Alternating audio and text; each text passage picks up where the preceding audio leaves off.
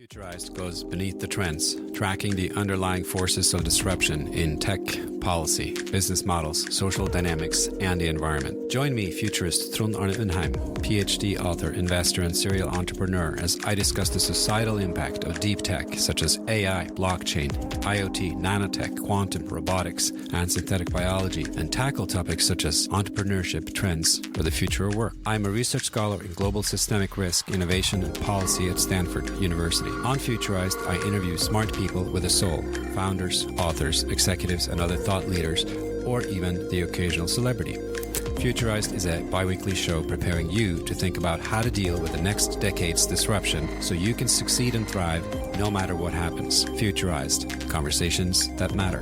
If you're new to the show, seek particular topics, or are looking for a great way to tell your friends about the show, we've got the episode categories. Those are at futurized.org/episodes. I am the co-author of Augmented Lean, a human-centric framework for managing frontline operation, and the author of Health Tech, Rebooting Society's Software, Hardware, and Mindset, Future Tech, How to Capture Value from Disruptive Industry Trends, Pandemic Aftermath, How Coronavirus Changes Global Society, Disruption Games, How to Thrive on Serial Failure, and of Leadership from Below, How the Internet Generation Redefines the Workplace. For an overview, you can go to trondundheim.com/books. At this stage, Futurized is lucky enough to have several sponsors, and to check them out, go to futurized.org/sponsors. If you're interested in sponsoring the podcast or to get an overview of other services provided by me, including how to book me for keynote speeches, please go to futurized.org/store. We'll consider all brands that have demonstrably positive contributions to the future. Before you do anything else, make sure you are subscribed to our newsletter on futurized.org,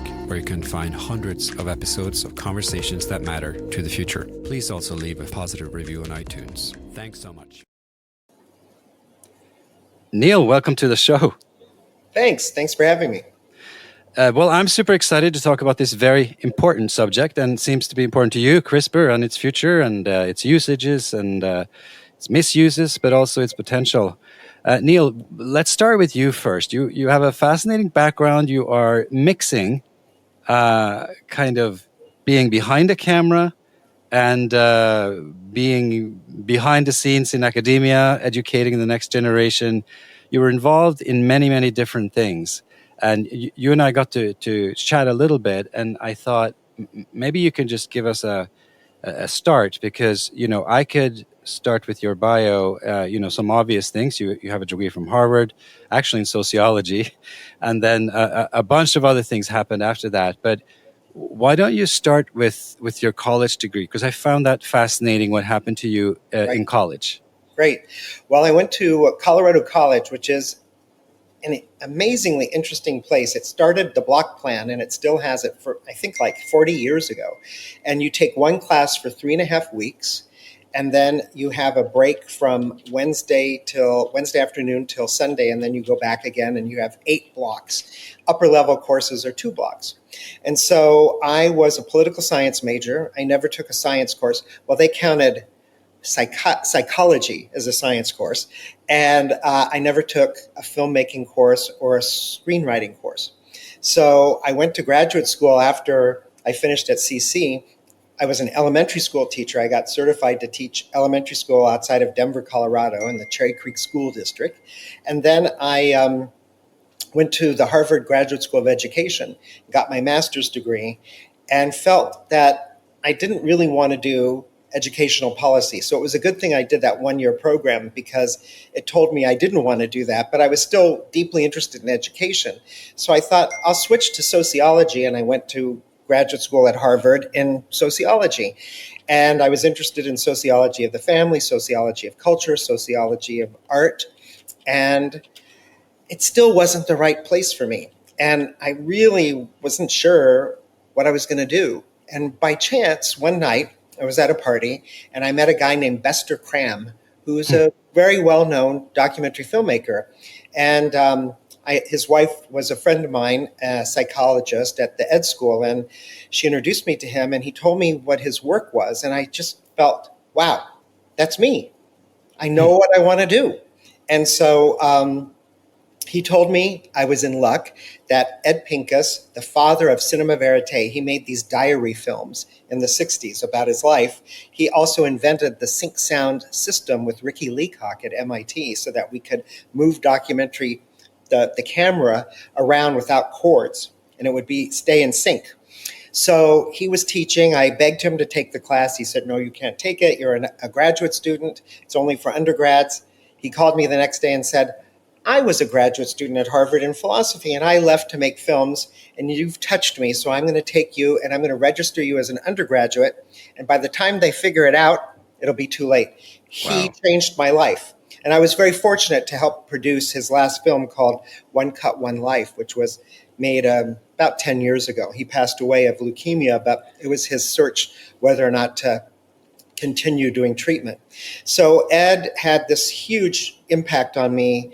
I made 2 films, one about people who work all night in Boston called Nightlife, one about a diner in Maine called Jake's Place, and that sent me off to, I sold them to PBS. It sent me off to film school at the American Film Institute. I left Harvard, finished my orals, got my master's, said goodbye, and I did the graduate program at AFI, which was wonderful. It's really funny.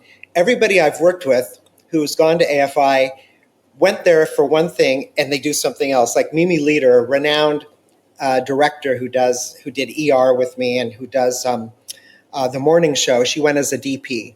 And all of the writers I was on ER with who went to AFI, they were producers and they became writers. And so I directed one thing, an ABC after school special, and became a writer.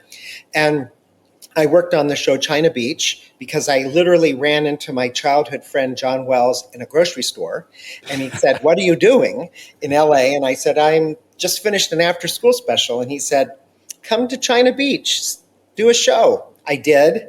Got a Writers Guild nomination on my first show, which was like crazy. But I still had cold feet. I was worried, like, would I make it? My son was born.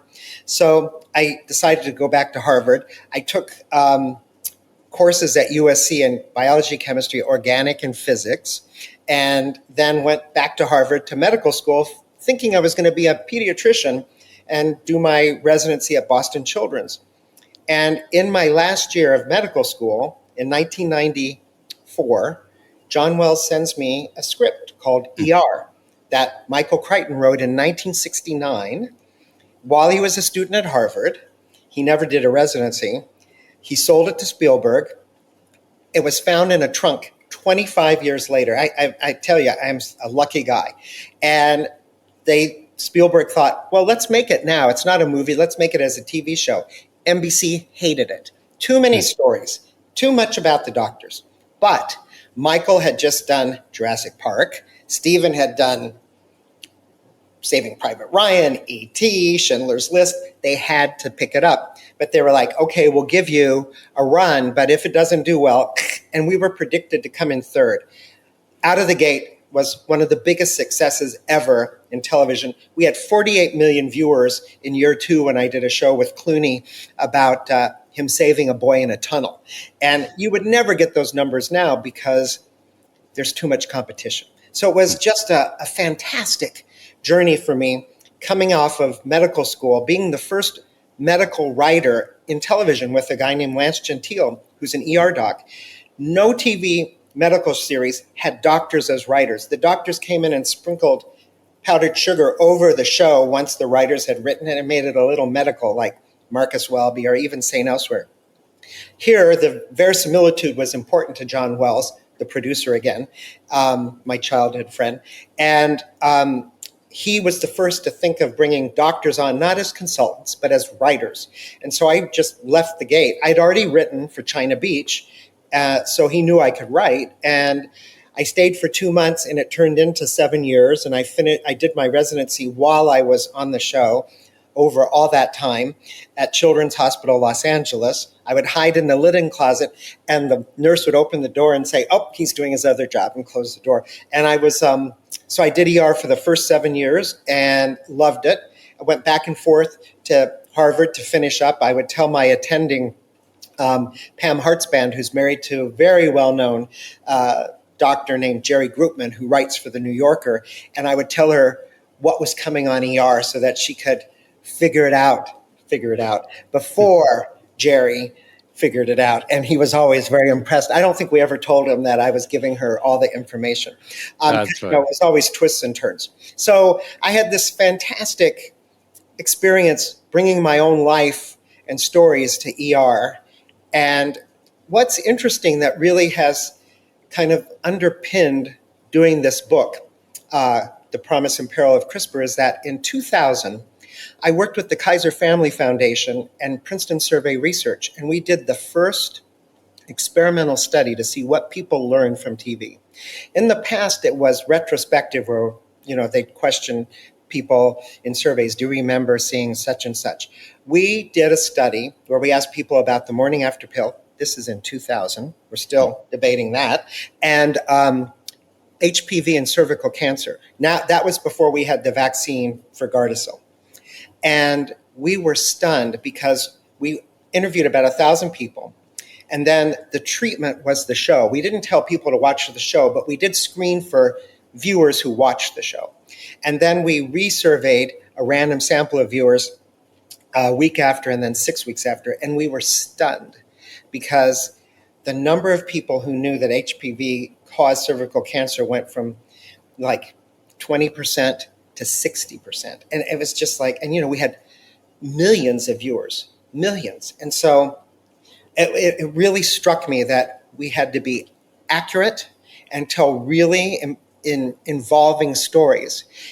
Neal, so I'm getting that the lesson for us here is to grow up in Denver next to a producer and then just go for what you want to do in life and take a chance. Exactly. I was very lucky to know John Wells from fourth grade and Mrs. Ross on. And, he gave me my breaks on China Beach and particularly on ER. And, ER was really what sent me on my other journey, which is educator and writer. So that, when I did a study in 2000 about the impact of HPV on cervical cancer, we found that viewers, after they saw the show, it increased from like 20% to 60% knowledge that HPV caused cervical cancer. And this was before Gardasil. What was also interesting is that half the viewers said they got health information from our show, and 1 out of 7 said that they went to a physician after they saw our show. So this really gave me pause, like, be accurate. Yeah, and I think that's what ties this back to, which I think is wonderful, that you're back to being an educator as well. And we'll talk, a little later about your master's program in media, medicine, and health at Harvard. But let's now jump into the CRISPR story, because CRISPR's role in society is interesting. It's complicated, and as you said, you just wrote a edited collection or published an edited collection on the promise and peril of CRISPR with Johns Hopkins Press this year. With expert views on concerns about it, also just describing what's happening now.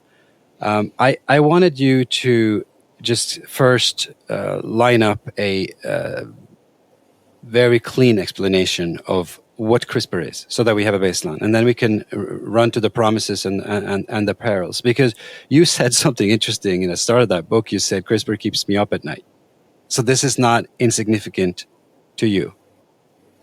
Not at all.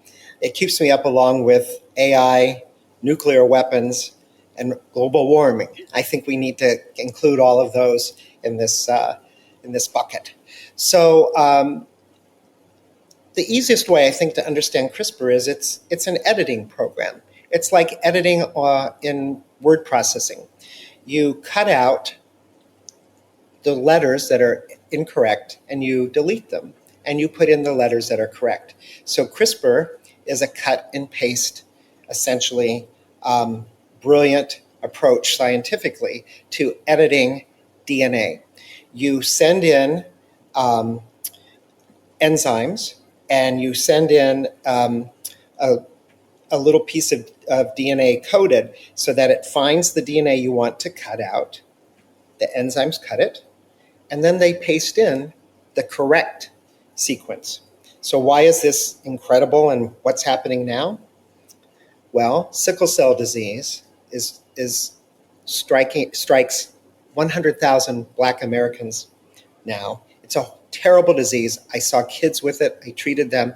And this is part of the reason I wanted to do the book, because CRISPR can turn on the fetal hemoglobin gene. And guess what? People are cured. Now, it's complicated. They have to go through ablation of their bone marrow, but they are cured.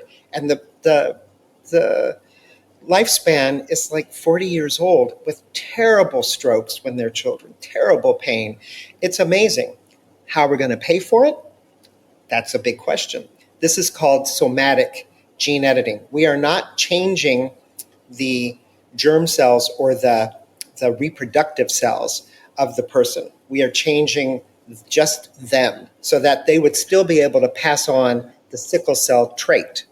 And that's, I guess, why some people would say that's an inefficient and wholly sort of inadequate approach for the future of medicine, in the sense that, to your point, to be specific, why is this even a debate? There are reasons to go, to go further than this and say, well, why don't we eradicate it forever? Right. And there are definitely geneticists like George Church at Harvard, and we write about this in the book, who says, let's not just do somatic editing. Let's do what's called germ cell editing and get rid of these diseases. And that means change the embryo, change the germ cell so that the child will not pass on these diseases like sickle cell disease, Huntington's disease. There are 7,500 genetic diseases that we know of. You know what's amazing, Trond, is that I just read yesterday that they're talking about ways to cure or treat progeria, a horrible disease that causes rapid aging and death in children around the age of 20. Very few people have it. It's a little bit different from CRISPR, but it's base editing, but it's still the same thing of cutting or erasing the bad letter and putting in the good letter in the DNA sequence. So it is profound. We can cure beta thalassemia. We can cure some very rare protein folding diseases. And the reason we can cure these bloodborne diseases is it's really easy, so to speak, to introduce CRISPR into the bloodstream, and it goes to the proper genes. It's much harder, to treat cystic fibrosis or Duchenne's, because first of all, people who have CF, cystic fibrosis, don't have it in every cell in their lungs. So it's a much more complex way to deliver the cut and paste, but they're working on it. Yeah. And they're working on new ways, and they keep improving. That's the promise. So what would you say are the main use cases today? Is it these, like you said, genetic diseases that occur in one place, or where there are cells very easily located, or in the body where you can do a very clean edit? And then there Absolutely. are other areas that we're perhaps working on that are much more complex. How would you say?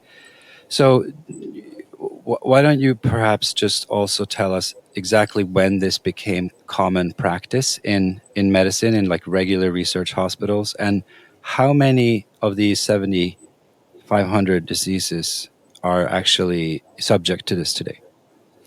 Well, I don't think anyone knows how many we can address, but I think because they're genetic diseases and we know where the mutations occur, they're ripe for doing this, because we have done it with beta thalassemia and sickle cell, which are not uncommon compared to like progeria. I think that it was really around 2015 when Doudna and Charpentier, who won the Nobel Prize, really started moving forward. It was before that.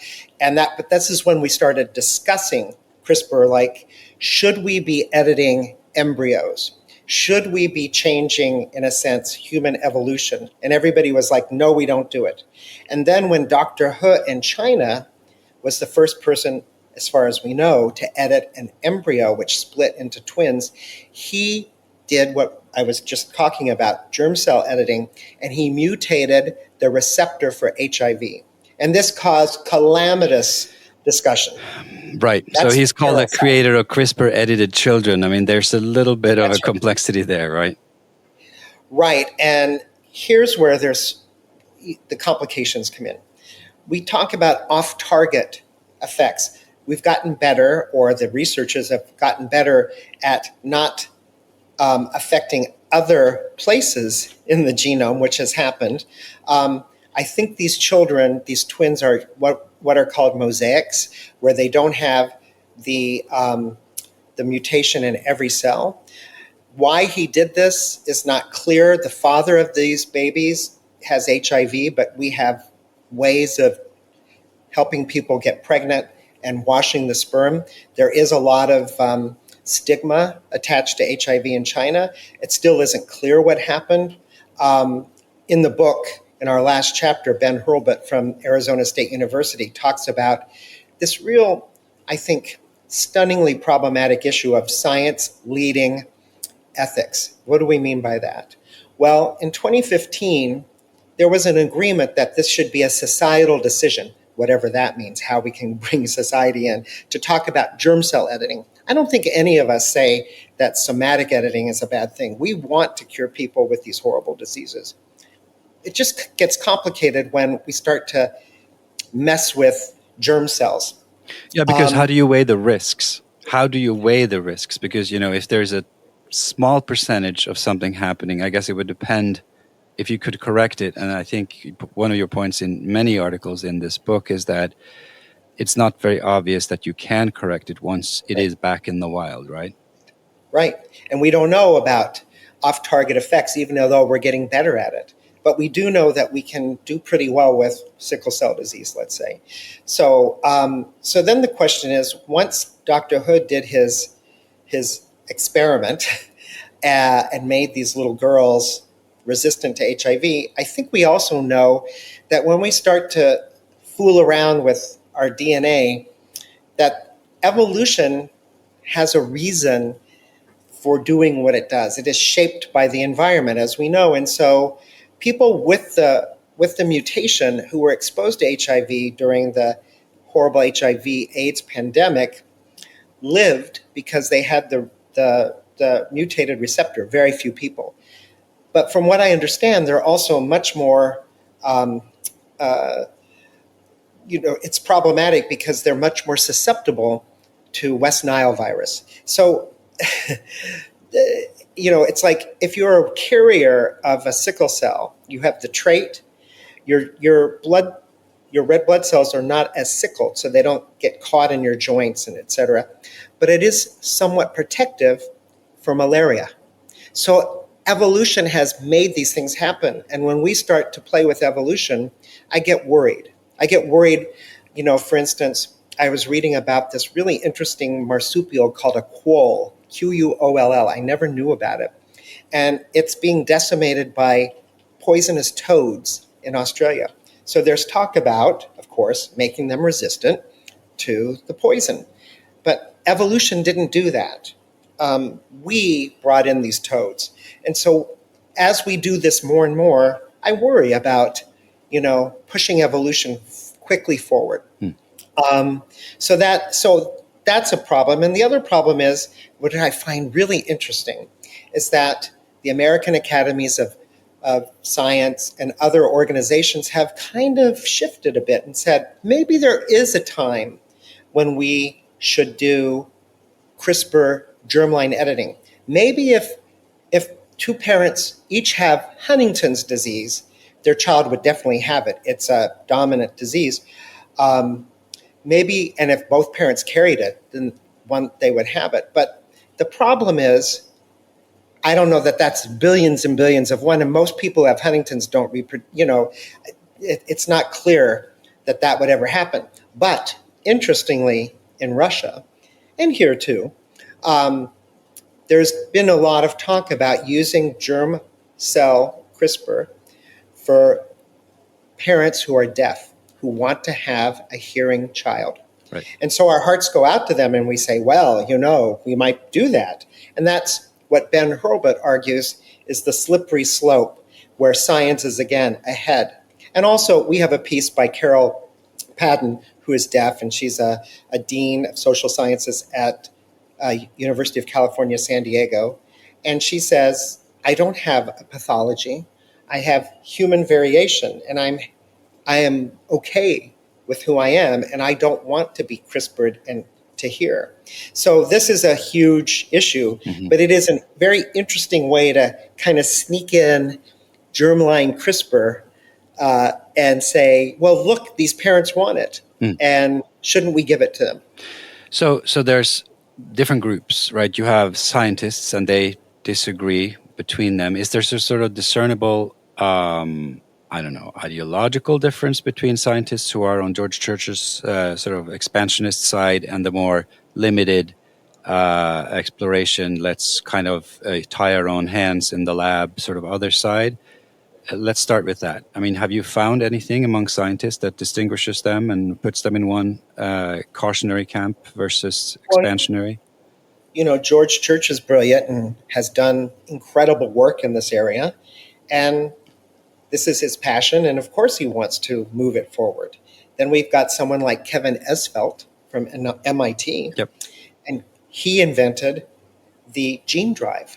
What is that? Well, for animals or insects that reproduce quickly, we could decimate malaria by killing off Anopheles mosquitoes, because we could put in a gene drive that causes them to be, the females to be infertile, sterile, and they would die out. They would be, and so this has been discussed. Kevin was involved in a really interesting project on Martha's Vineyard on Lyme disease, and they were going to introduce gene drives into the mice that then carried, that were bitten by the ticks, et cetera. But the island community voted against it. Right. So he has also engineered kind of kill switches for gene drives. We're not worried about it for people. We don't reproduce quickly. But for things that reproduce quickly, like mosquitoes or mice, we just don't know the environmental impact. We know how bad malaria is. And there's been some work in Key West to do this. And also with global warming, we're going to see more of these bad diseases that are mosquito-borne because of warming. So I'm on the side of doing things to save humanity, but I'm very worried that we don't know enough and we just go out and do something and then we say, uh-oh, what did getting rid of all those mosquitoes mean? Right. So you're sort of saying we should take the time to mature and ripen the science and also the societal reflection process, because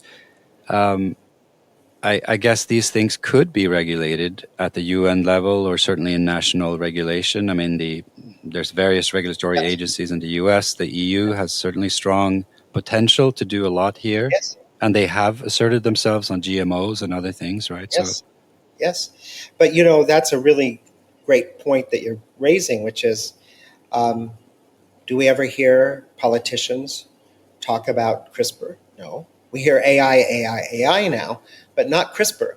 And we have a wonderful chapter by Andrew Heinrich, who's a lawyer and looks into oversight, because there is no international oversight over who can purchase the pieces to make these things. And, these companies have said, we want to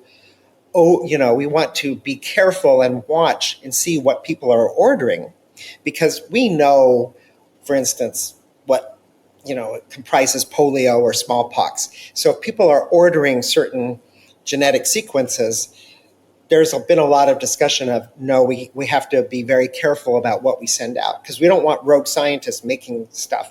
And yes, you can make these things without CRISPR, but CRISPR allows you to tinker. And I do worry that some rogue scientist might make H5N1 more transmissible. Mm-hmm.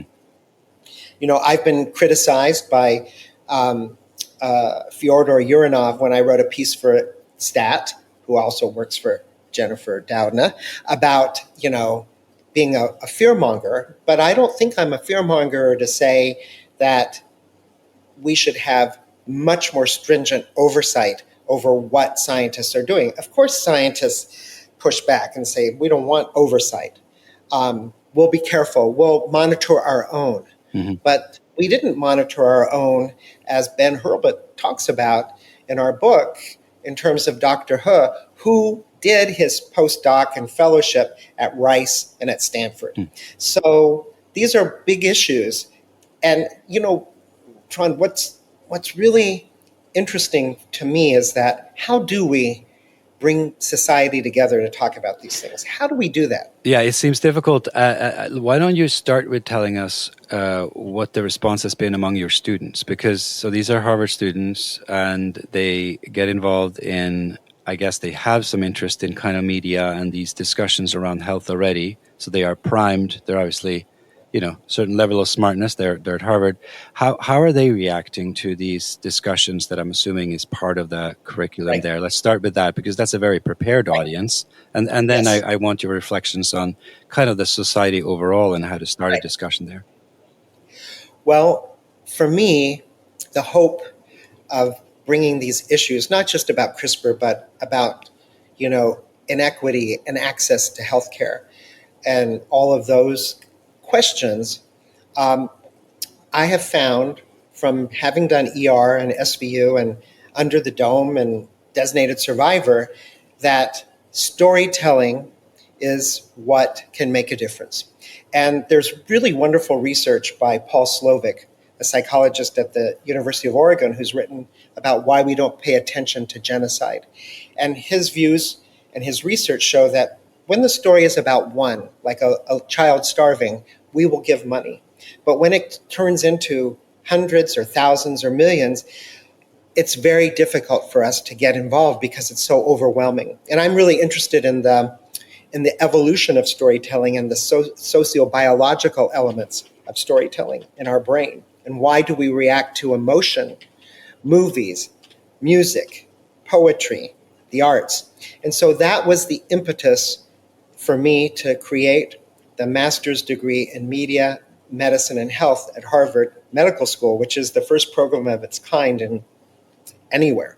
And we had the first 2 years, 18 students who do a project, a capstone project, where they find the data that enrages, inflames, upsets them.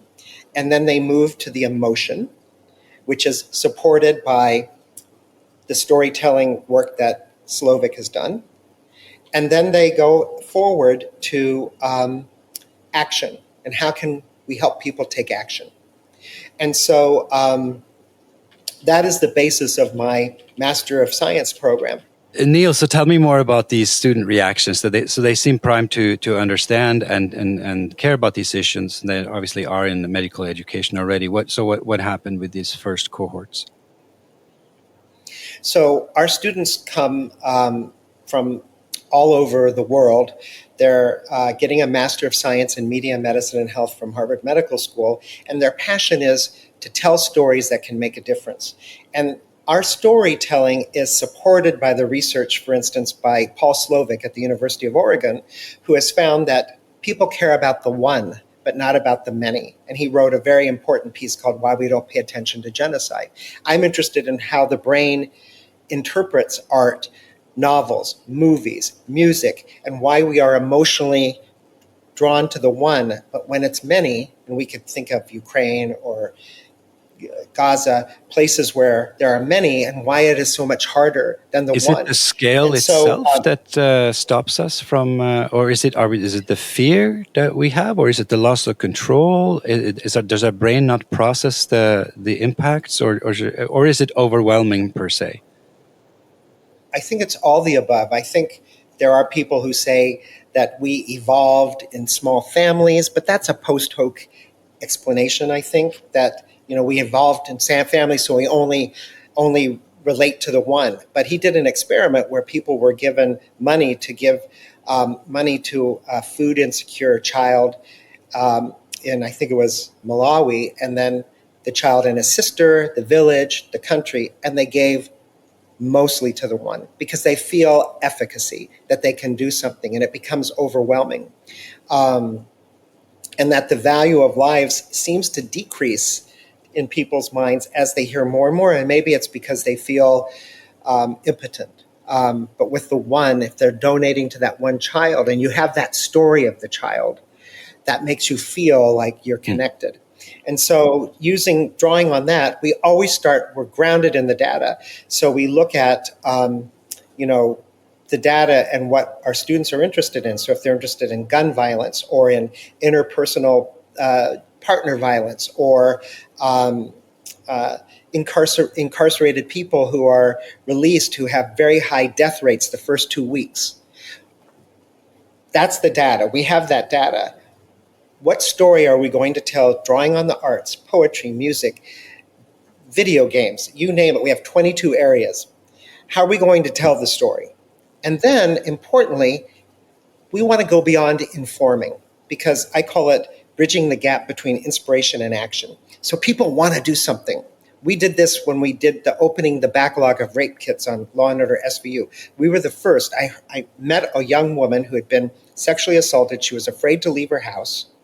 And I found out that her rape kit wasn't tested. So we did a story, and Mariska went before Congress, and many states have now tested the rape kits to get people off the street. So this storytelling can motivate people, and we gave people actionable steps they could take to go to their chief of police or their city council member to open their community's rape kits. So we want to go beyond informing, but it's what the story is what hooks us, and so we want to catch them when they're hooked, and then give them steps that they can take. And so that's really kind of the heart of the show, and that comes from my work as a physician and seeing the impact of my show, ER, SVU, and the other shows on knowledge acquisition. And I want to give people now actionable steps, because they get upset. They're just like, wow, tens of thousands of rape kits untested? This is ridiculous. That's letting people, as Mariska says, we're telling the perp that we don't care, that we're telling the perp that they can get away with it, and we're telling the victims we don't care. So Neal, let me ask you That's this on the larger scale. You started saying, you're awake at night, not just about CRISPR, but about a lot of other arguably kind of existential issues for humanity, and they include, climate and a great many other things. What about that scale? Because one thing is, the medical diseases and things that are you were seeing that people actually can observe on the street. But what about these larger, arguably almost existential, but certainly cascading and superhuman scale that can affect humanity for decades and decades, and possibly biodiversity, which is about extinctions of entire species? How would you say you best produce storylines for that? There are many of us try. But also some of these films and whatever you try, even storytelling fails at times. Yes, well, of course. But we work with some of the best people in the world. We work with Francesca Dominici, who is probably one of the top people in large data sets. And she makes it understandable why it is that poor people in the United States have higher death rates of lung cancer and emphysema, et cetera, because she looks at the data in a way that pinpoints them and does it in a super sophisticated way, publishes in the New England Journal, and then we want to take that data and tell the stories about down to where these people live. We even take writers in Los Angeles. We call it the story tour. They know Los Angeles, Hollywood, Beverly Hills, West Side, Sherman Oaks, but they've never been to the city of Vernon, which is in LA County. They've never seen the rendering plants next to people's homes and the high cancer rates. We pick up community members, they tell their stories on the bus, and our writers then are informed. I don't know any other way besides storytelling. Of course, storytelling then can have an impact on policy. So this is where, with CRISPR, we were talking about this earlier. How do we use the arts? And this is what I talk to people about now. And this is what I end my piece on in the book.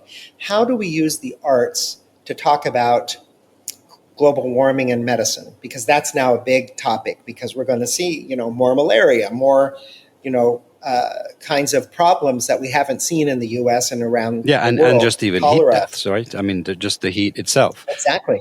And water. And so how do we join together? How do we start telling stories with TikTok and Instagram, and how do we bring people together? Do we do it in Starbucks? I mean, I'm open to any suggestions. Do we put climate experts at Starbucks? I mean, I pitched that to the American Association for the Advancement of Science. I said, put them in all of the fast food joints around the country and let them just have conversations.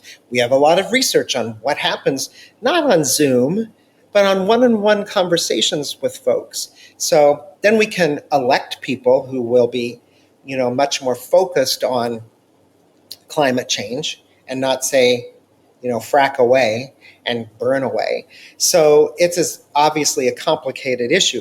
Rape kits are easy in the sense that it is a very specific issue. It's very tangible. We can design actionable steps and address it. So I guess of course, global health is worse. It's much harder. So I guess, my question was going to be, what do you predict is going to happen to the issue, going forward, the next few years, next decade. But I guess for you, it's contingent, right? I mean, if we do something, if you succeed with storytelling and you launch these campaigns, things will go one way. And if you don't, it'll go another. Or, how do you see this honestly evolving? Well, fortunately, NIH, the National Endowment for the Arts and Humanities, have started to understand that the arts can change hearts and minds. And we draw on the data from Slovik and others, and psychologists and social psychologists. Renee Fleming has given a lot of money to NIH to look at music and the brain. So we're just in the early stages of looking at how the feds can support this.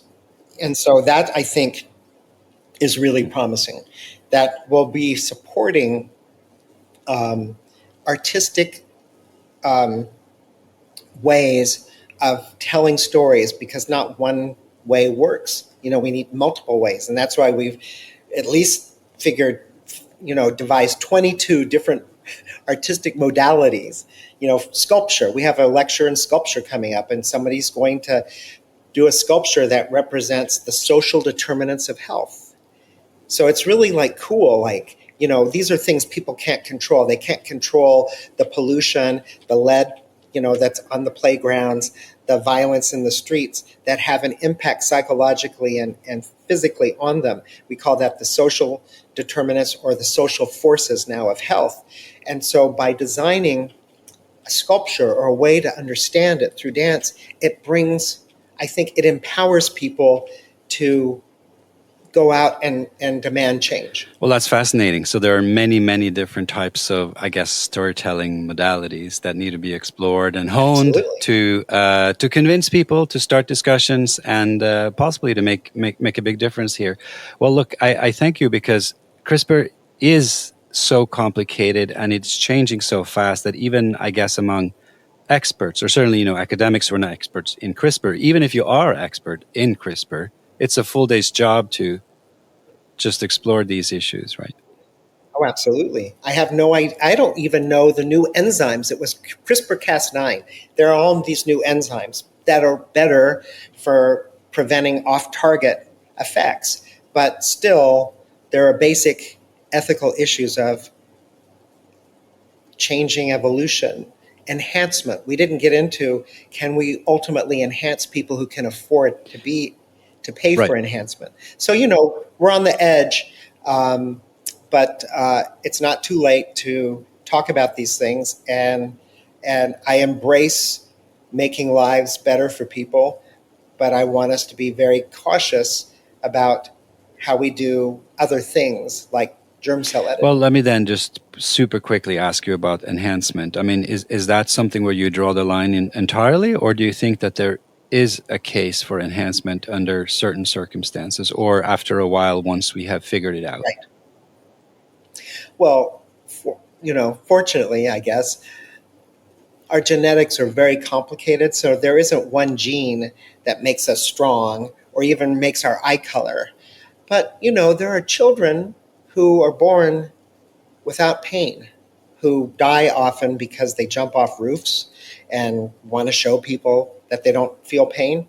So, there's discussion, talk that China and Russia have been looking at this to look at how do you keep soldiers awake longer? How do you make them feel no pain? How do you make them maybe fearless? How do we make them have more muscles? So this enhancement issue is really fascinating because it gets into eugenics. And that's another whole area that we have articles on. We call it by Rosemary Garland Thompson, who is renowned for being a disabilities expert and advocate for folks with disabilities, is that, do we do away with so-called pathology, deafness, Down syndrome? Do we want like everybody to be sort of similar? And this is where we can get into problems with enhancement, because it starts to feel like eugenics. And she calls it velvet eugenics because it's smoother, it's less kind of overt than maybe Nazi eugenics or Kellogg eugenics. So I think that's something we have to really talk about. And then who has access? Right now, who has access to sickle cell treatment? That's going to be a big question. Well, maybe let's pick up on that later. It is, like you said, it's a massive debate, and I'm sure this is not going to. The debate doesn't close now, and the window of CRISPR just seems to be perennially open here. It's not said and done yet. We don't know exactly which directions are going to seem to be the most promising, and maybe some paths just are going to be so easy to take that it's going to be hard to stop them, no matter what storytelling you couch it in. But look, I thank you for unraveling the mysteries a bit here, and I hope that we can continue this discussion on storytelling in science, which is really fundamental. Great. Well, thank you for having me. It's been really fun. Thank you. All right. You have just listened to another episode of the Futurized podcast with me, Trond Arne Undheim, futurist, scholar, and author. If you are interested in my products or services, feel free to check out futurized.org/store, where you can book a keynote speech, become a sponsor or partner, request a podcast swap, or buy a few of my books, such as Augmented Lean, Health Tech, Future Tech, Pandemic Aftermath, Disruption Games, or Leadership from Below. If you're interested in any or all of my projects, check out my website, trondundheim.com, which has links to other podcasts as well as my public appearances. Thank you. Please share this show with those you care about. To find us on social media is easy. We are Futurized on LinkedIn and YouTube, and Futurized2 on Instagram and Twitter. See you next time. Futurized, conversations that matter.